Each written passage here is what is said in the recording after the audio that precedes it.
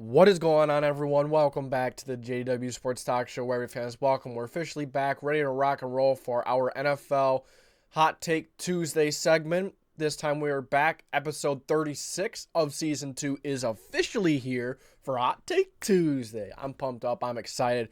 I have a couple of hot takes here tonight, and at the end, after all of the hot takes, we will be doing the giveaway. We will be doing the wheel elimination method, so I'm excited. It will just be a $25 gift card of your choice. So let's get into it. The first hot take we have today is from Head of the Table 23. It seems like I have misspelled it, a little bit of a typo. But he says Lamar Jackson will be on the hot seat next season due to his playoff record letdown. So Lamar Jackson, everyone knows that the Ravens and Lamar Jackson, they're one of the more deadly regular season teams. They're always one of the more difficult teams to win, to beat. They're usually a 10, 11, even 12 plus win team regularly.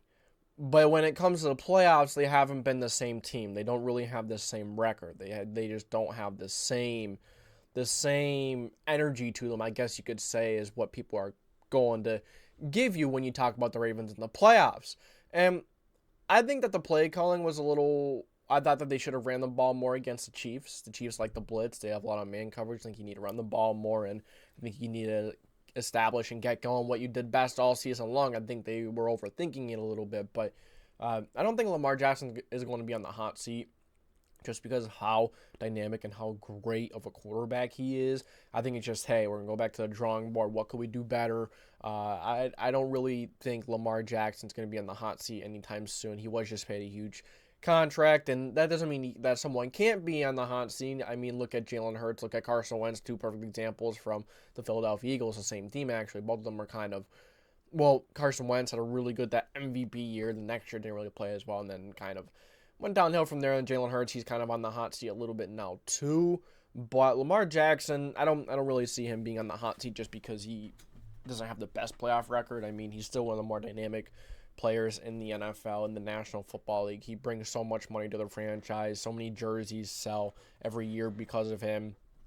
And he keeps that franchise afloat, whether it's in the regular, whether, you know, they're dominant in the regular season, they can't perform in the playoffs. They're still getting to the playoffs. They're still one of the more dominant teams in the regular season, and you're not going to take that away from them. And I don't know if they're really going to take that as a reason to put Lamar in the hot seat and say, hey, you better win a couple more playoff games where you're going. No, I mean, they made the number one seed 2 years out of the last 5, I guess. I think it's something like that. They made it to the conference. They just made it to the conference championship, and yeah, it was unfortunate they lost, but the Chiefs did the Chiefs, so whatever. They find a way to make it. Don't think the Chiefs are going to win this weekend against the 49ers, but really, I don't think Lamar Jackson really should be on the hot seat. I don't think he is. I get it. The playoffs, it's where it matters most. But you look at some of the quarterbacks in the past, like a Dak Prescott. Is he really on the hot seat? I don't think so. There are a lot of quarterbacks that just don't play well in the playoffs, and they weren't really ever on the hot seat because they were just so dominant. It's kind of like, oh, let's go to the drawing board and see what else we can do. It's not always the quarterback's fault. It is a team effort. But Lamar Jackson hasn't played his best football in the playoffs. That is known. Everyone knows that. But I think he played really well versus the Texans, versus the Chiefs, a little bit different of a story. I think they should have ran the ball more anyways. But I don't think Lamar Jackson will be on the hot seat due to his playoff record.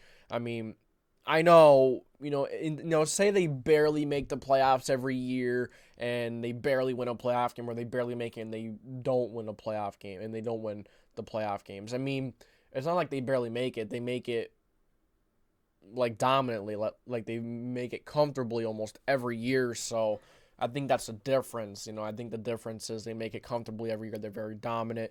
So I don't think Lamar Jackson's really going to be in the hot seat. But due to his playoff record, it is concerning. He hasn't played great in the playoffs, as we all know. So that's something that he's going to have to work on. He's going to have to improve. Otherwise, it's kind of like you could be a phenomenal football player, a great football player, this Hall of Famer, this and that. But the perfect example I'm going to bring up here is Phillip Rivers. A dominant quarterback, all-time numbers, all-time stats.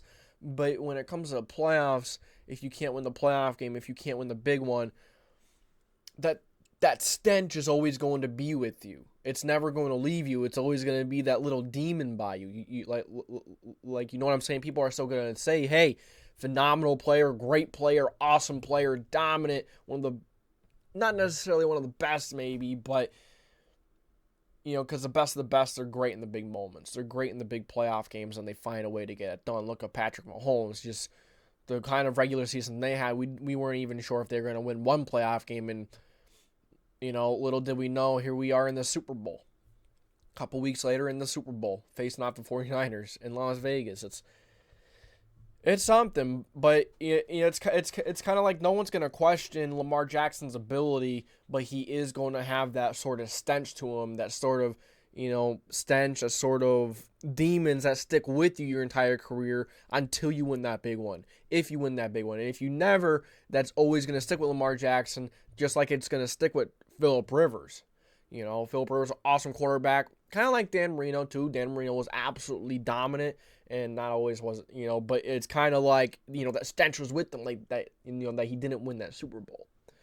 But if you guys know what I'm trying to get at, that's it. That's it. But Lamar Jackson will be on the hot seat. I'm gonna go piping hot. I don't think so. I don't see him being on the hot seat. He's so dominant, but he is always going to have that playoff choking stench with him, if that makes sense. Next up, I think this is actually the wrong one. My bad. Hold up. I'll be right back.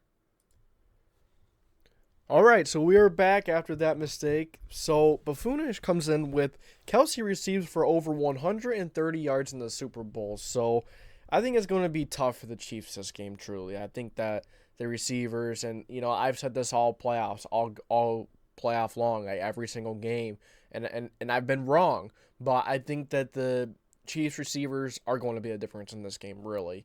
You have the 49ers team. I think they're one of the most dominant teams in the NFL. I don't see the 49ers having too much of an issue with the offense, and then I don't see them having too much of an issue getting their offense going just the way that their offense is kind of run, but that's not the point. The point is Kelce receives for over 130 yards. Is he going to be able to do that over Dre Greenlaw, Fred Warner, and just some of the other incredible defensive players that the Niners have? They might be able to just zero in on Kelce because of the lack of receivers on the outside. But, honestly, Rashee Rice, he has played really well. He's been lights out. He is really taking it to the next level in the second half of the season. Still not sure if he is the guy, but he is sure looking like he could be the guy. You then have, who's the other guy from the Packers, a big dude. He had the wild drop in Eagles game. I can't think of his name. MVS. So they have a couple guys that have been making plays on the outside and making plays when it matters most, but is this going to be that game where they kind of have a bad game? They're going to struggle a little bit. I think Mahomes is going to be under pressure like crazy. I think it could be a game that's similar to that 49ers game, or the 49ers game. No, the Buccaneers and the Chiefs game when Mahomes played Brady. I think that's kind of going to be similar to that game, but I think the Chiefs are going to make it a lot closer than that game was. But the Niners are just a great football team all around, really good. They're a dominant team. And the Chiefs, they were dominant as well, but I don't think they're on the same level as the Niners. But Kelce receiving for over 130 yards, I think it's going to take a miracle. I think it's going to take a lot for him to have to receive over 130 yards. I mean, you're playing Fred Warner, you're playing some really good linebackers, some really good safeties, even safety that has filled in really well for Hufanga. They still have good guys back. They're really good depth. George Odom. I don't see Kelce receiving for over 130 yards. I don't see it. I think they're going to be focusing on Kelce so much, and they're going to say, hey, these other guys, if they want to win, Rashee Rice, MVS, and these guys are going to have to beat us if they want to win. And I think they're just going to watch Kelce as much as they could. But Kelce getting over 100 yards,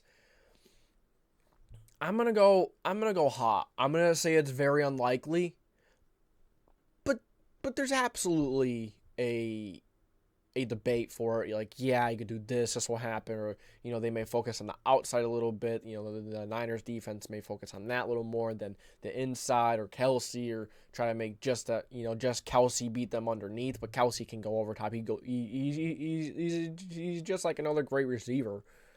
But Kelce over 130 yards. I'm gonna go hot.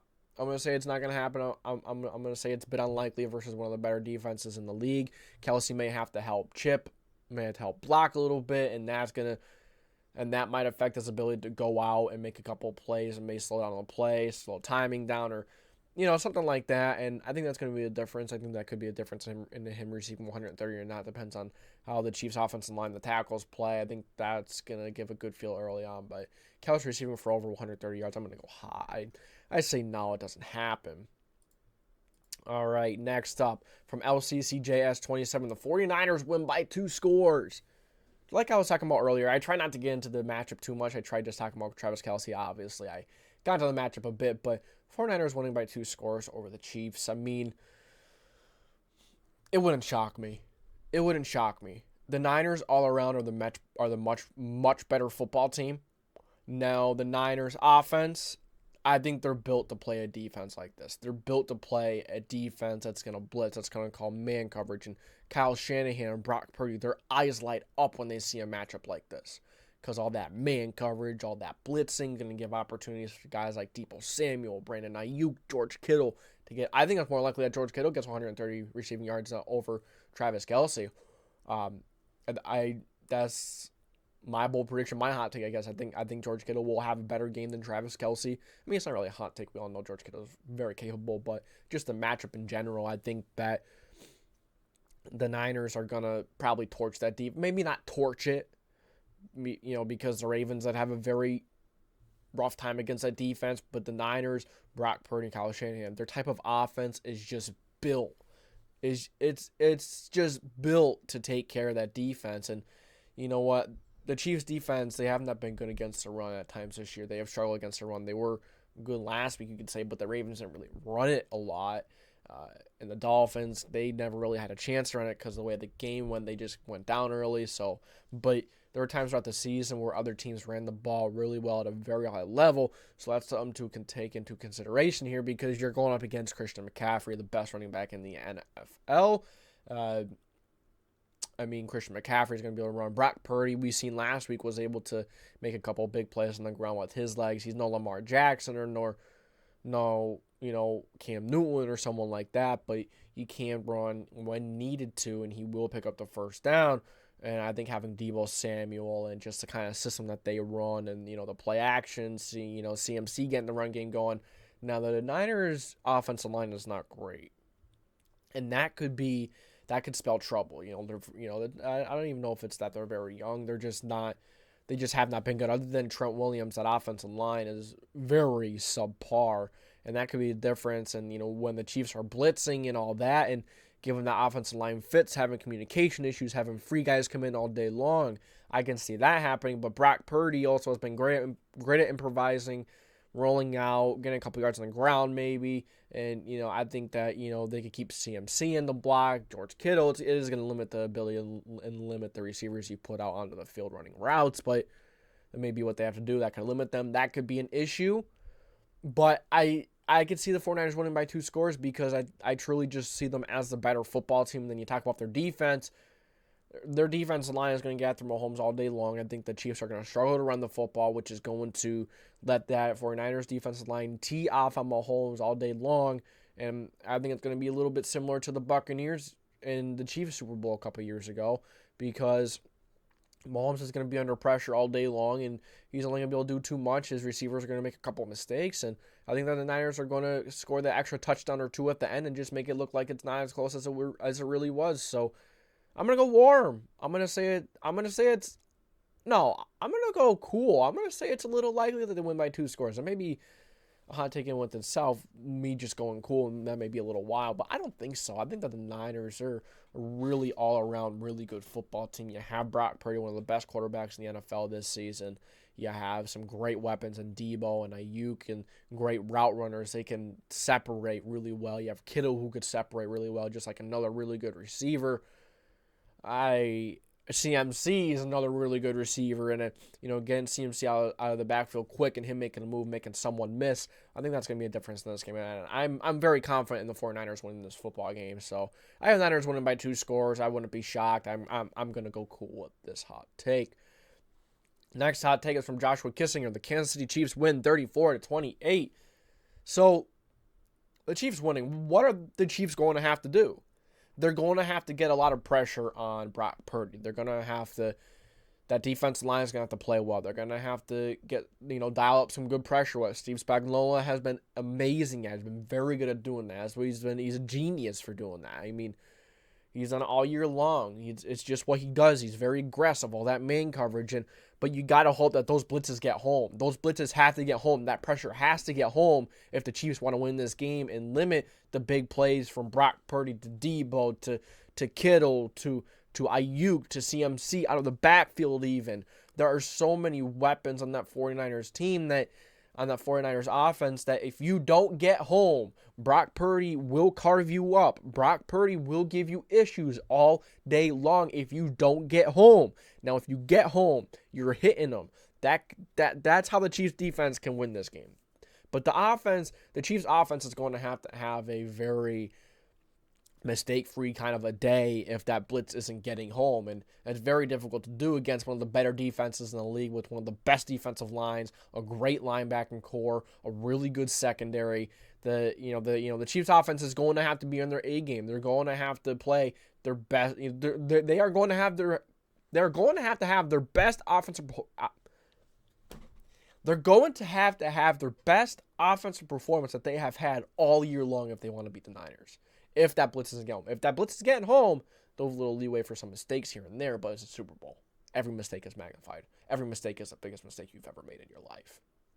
That's just the magnitude. That's just the nature of the game. It's just what it is, man. It's just what it is. Next hot take from Quackmeistr, a.k.a. Tones. Patrick Mahomes throws his first postseason interception since the 2022 AFC Championship. This wouldn't shock me. I mean, the Niners are really good defense, as I just said. Their defensive line is great. Full playmakers, Javon Hargrave, Chase Young. I almost said Joey Bosa, but it's Nick Bosa. They have so many freaking playmakers on the defensive line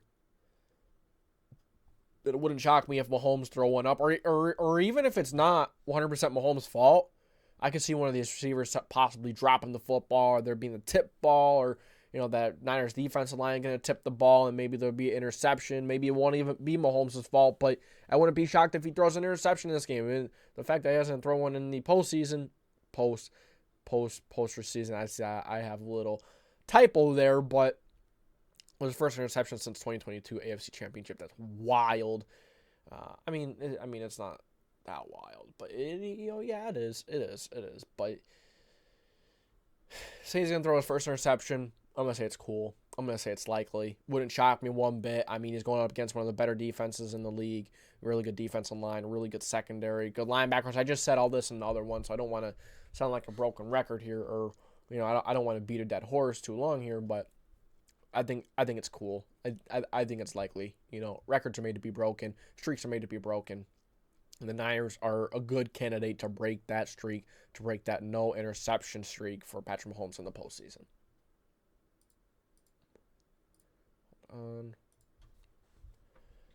Okay, so the last hot take is from SilverSabs here. His hot take is the next 5 Super Bowls will not feature a QB on a rookie deal. So you have a lot of incredible young quarterbacks that are on a rookie deal that may have a chance to make the playoffs. They may have a chance to get to the Super Bowl.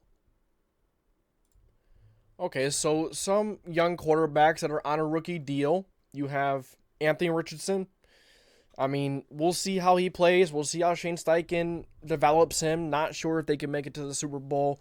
Not sure if Anthony Richardson is the answer. Then you have C.J. Stroud. He is probably the most likely out of all these guys we may mention today due to just he's already there. He's already played like he's been in the league for 6 or 7 years, and this Houston Texans team is only going to get better. He has 3 more years. I wouldn't be shocked if the Texans make it with C.J. Stroud to the Super Bowl. I think the possibility is there. Unfortunately, they're going to have to go through a Joe Burrow, a Herbert, a Lamar Jackson, a Mahomes, an Allen, an Aaron Rodgers next year. The list goes on, man. It's going to be tough for a young quarterback to get through the AFC. I think it's more doable in the NFC, depending on what matchup they may get. But, I mean, you have Brock Purdy in the... Wait, you have Brock Purdy, who's going to be on the rookie deal for the next couple of years. So, probably C.J. Stroud and Brock Purdy. I don't think he means this year, but C.J. Stroud and Brock Purdy, they probably have the best chances when you just take a quick glance at it, two guys that I see. It wouldn't shock me if Brock Purdy makes it back to the Super Bowl with the Niners. Brock Purdy, one of the best young quarterbacks in the NFL. And you have C.J. Stroud, one of the best young quarterbacks in the NFL with the team on the rise. You have Sam Howell. He's on a rookie deal. I don't think he's going to make it. Jordan Love, he's up on his rookie deal. Bryce Young, probably not with the Panthers at least. The Panthers probably are not going to continue to get anything out of him. I mean, just it, but that's really all I could think of. But then you have the guys coming out of the draft. You have your Caleb Williams, your Drake Mays, all those guys. I'm not a fan of Caleb Williams. I'm okay on Drake May. I'm not too high on him. I do like a lot of things that May does. He has a lot of really good traits that do translate to the NFL, but a lot of issues with his game as well. And like I said, I'm not a fan of Caleb Williams whatsoever. So when you take a peek at some of the other young quarterbacks, you have Jaden Daniels. I'm not a fan of him. I don't think he's going to be great in the NFL, and I don't know if his body's going to hold up either. You have J.J. McCarthy. Somehow he is listed high on this side. That is wild to me. You have Bo Nix, Michael Penix Jr. I think one of those guys can have a shot at it. Spencer Rattler, Joe Milton, one of those guys can have a shot in their rookie contract. So some of those guys I just mentioned there, they have a chance, but I don't think they will. But you truly never know. And there may be a guy that comes out of the woodworks that no one knows, and he just surprises everyone like Brock Purdy. Although Brock didn't really surprise me. I mean, Brock Purdy was a dog. I absolutely love Brock Purdy coming out. I loved a lot of things that he did. I wish I would have just been so much more open with him and, been scared to give my opinion on my true thoughts on him. But now I'm not scared to do that with anything. But the next 5 Super Bowls will not feature a QB on a rookie deal, considering you have the Brock Purdys in the NFC, and, how will the Vikings look as Kirk Cousins going to be back, and then you have the Eagles. Are the Eagles going to bounce back? Then on the AFC side of things, if you're in the AFC, I mean, it is a gauntlet, man. You have Mahomes, you have Herbert, you have Allen, Rodgers, Burrow. The list goes on and on and on and on and on and on. I don't know why that just popped in my head, but the next 5 Super Bowls will not feature a QB on a rookie deal. I'm going to go hot. I'm going to say it's very unlikely just because of the nature of the game, and young quarterbacks typically don't make it. But hey, sometimes there's a young quarterback in there that finds a way. Look at Joe Burrow, that just plays out of his freaking mind, and he ends up finding a way, his way into the Super Bowl. But I'm going to go hot and say it's very unlikely. All right, guys, here we are, ready for the giveaway. $25 gift card of your choice from wherever you want, as long as I can get it, as long as I get it online, or just whatever of your choice, because I'll find a way to get it. So, yeah, man, let's get at it. Good luck. See who wins. All right, who's going to be eliminated first? Marshman, good luck next time, man. I appreciate you being a member, though. All right. Oh, wait, no. He was supposed to be eliminated. Oh, yeah, he was. All right, SilverSabs, good luck next time, man.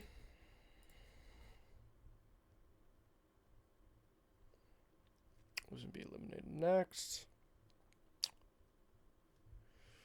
Joshua Kissinger, good luck next time.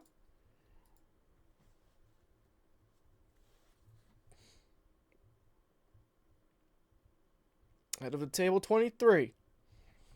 I appreciate you, man, but catch you next time.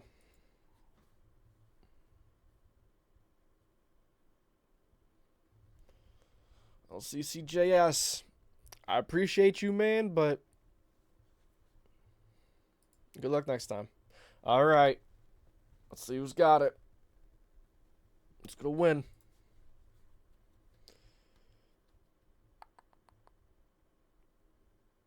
Bafoonish, man. Good luck. No. Why do I keep doing that? The person at the end is eliminated. I don't know why I keep doing that, but Quackmeistr, hey, congratulations, man. You win the giveaway. Hit me up with what you want, whatever gift card you want, and I'll send it to you. I'll probably DM you in the Discord server. So, yeah, that's all I got for this Hot Take Tuesday episode. I appreciate you guys for stopping in. Hope you guys enjoy this episode. If you did, make sure to like, subscribe, put the post notification bell on so you don't miss any future videos. And this is the JDW Sports Talk Show, signing